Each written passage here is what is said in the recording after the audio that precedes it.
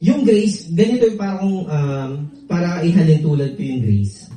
Yung biyaya ng Panginoon na galing sa Kanya. Merong isang tao, nagtatrabaho siya ng 16 hours a day.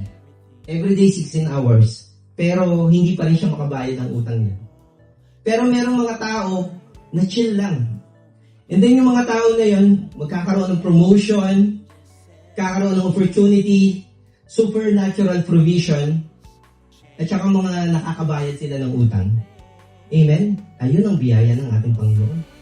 Ganun yung biyaya ng ating Panginoon. Kasi kayang gawin ng grace in one moment ang hindi kayang gawin ng effort ng maraming taon. Amen? In one moment, kayang baguhin ng grace yung sitwasyon mo. Naniniwala ba kayo doon? Amen.